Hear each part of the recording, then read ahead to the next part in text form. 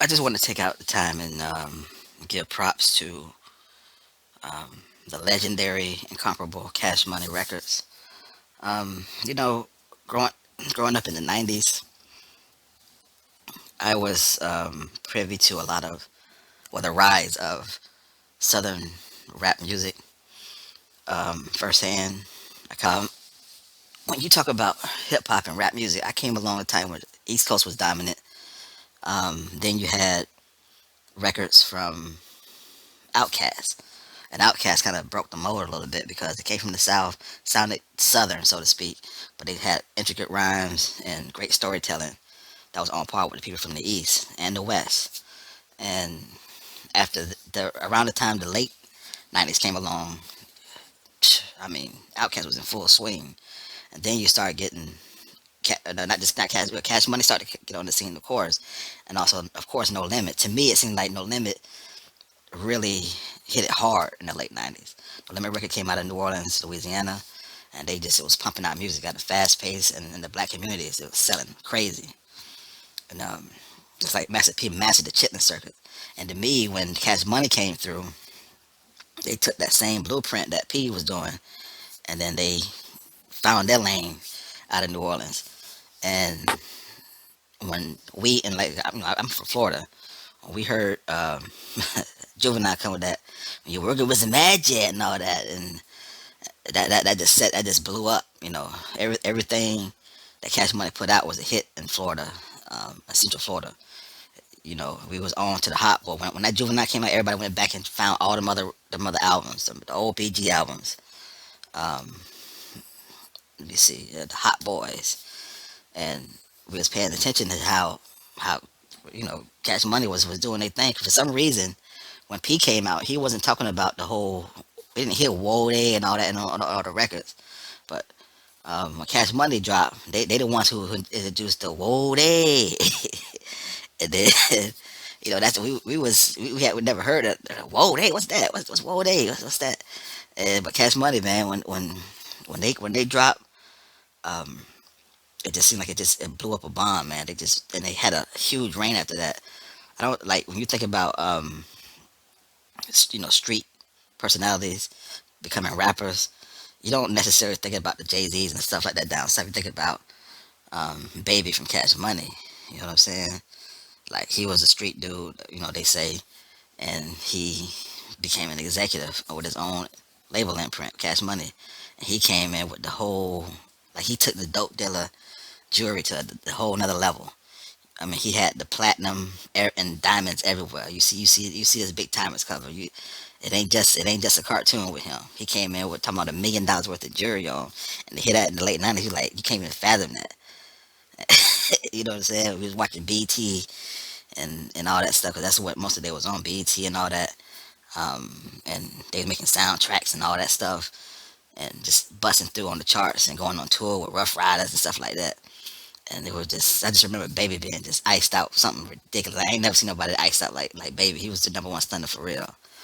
And Manny Fresh with them beats. Back then, it was just all really Manny Fresh beats. Think about it. Manny Fresh was carrying whole albums, like whether it was the Hot Boys project together and all of the Hot Boys individually and their own individual albums, plus the Big Timers albums, plus Manny Fresh's own album when he dropped. That's pretty phenomenal. That's a lot to put on your shoulders as a producer to carry a whole label. And even back then, I remember in them articles, the Source and all that stuff, the hip hop magazines, um, and Baby, I'm saying how important Manny Fresh is to the label. At the time, he was saying that. I remember the whole thing because I was reading the magazines. I was getting the magazines at the store, seeing how the whole story and all that stuff, and how integral Manny Fresh was to the Cash Money imprint. And but you heard it. You heard his sound throughout. He was like the lifeblood of the whole Cash Money records. So eventually, as the transition happened, when everybody blowed up, people getting rich, money's going around. So it's just how it is when it comes to Black Americans. We have an issue with money when money come involved. It seems like we can't get the business right, and we're dealing with young men with a lot of money, and people start going on their separate ways and start feeling like, hey, it's different now, for whatever reason, whether it's good or bad business. People decide to try to branch out, and of course, when you spin up, the collective, it started to get watered down. But to Brian Birdman Williams, his hustle game was crazy. He poured everything he could into keeping his thing afloat when the Hot Boys kind of broke up. And you see him how he got other people like Jazzy Faye. I think he signed Jazzy Faye. He went and grabbed Mac 10. I forget, is it TQ, the R&B singer? He signed some other people from other places, and he it's like he honed in on Lil Wayne because Lil Wayne's, he was a lawyer at the time to Cash Money. He still had fresh, and they grinded that shit out. It's like the Williams brothers. They was bent on Cash Money not being just a fly by night fad. They wanted to make sure they stayed successful, and they did that.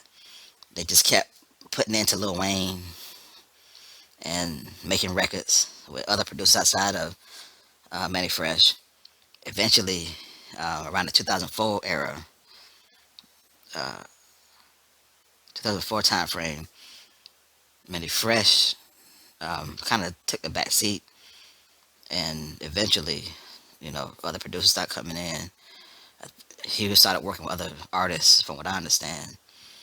And I guess it was kind of over with Cash Money because I guess he felt like he wasn't getting the respect that he felt like he should have been getting as a producer, holding the whole label for years. But Cash Money was still on the move. Lil Wayne was killing it on the mixtape circus, taking them beats from basically jacking for beats in a way and killing them shits. He was featured on every song, during that time. He was, I think that one record he had with Scarface and Call Me by My New Name. Who was that? Featuring Lil Wayne. You know what I'm saying? Because he was doing so many features. He was doing Destiny's Child features. He was on everybody's shit. And on top of that, blasting the mixtapes from like 2004 to 2007. And that just helped the imprint and the legend of Cash Money stay strong when he put the label on his back. And then when that damn 2008 came and that doggone Carter 3 came out, blew the damn lid off of shit. Lil Wayne became a legend. Because you got to remember, if you go back, when he first dropped in 1999, he was like 16, 17 years old. And he had went platinum. And after that, he had great albums. But it's like they didn't go past that platinum mark after that until Carter 3 dropped. And he sold 1 million the first week, which those numbers was crazy. Like, I don't even think Jay-Z had ever sold 1 million the first week at that point. And, Jay-Z was already deep in his career. Only people who were selling records like that was like Eminem and all that, and 50 Cent and all that. Lil Wayne blew that shit up. And after that, that's when we start seeing the transition of the next generation of Cash Money and Young Money records, when we start introducing the Drakes and the Lil Waynes and all that stuff, and the Tigers, and you know, it catapulted Cash Money Records into the next era and the next phase. And it's just a beautiful thing to see all that stuff, man. Like the way that Baby and Slim worked, they magic, they stayed relevant for a long ass time. And I just want to give a strong salute to them brothers for displaying black excellence to us in the South, showing that they didn't have to go the route of with all due respect, Death Row Records, and how they kind of blew the bag, so to speak. And you have to wait for the next, you know, label from your era years later to try to come and try to save the coast and all that shit. In the South, we don't look at each other really like as a separate entity. So we kind of embrace each other because we know what it is out here in the South. And I just want to, it's a strong appreciation for Cash Money Records. It's a legendary label and putting out great product over the number of years and being really one of the greatest labels in the history.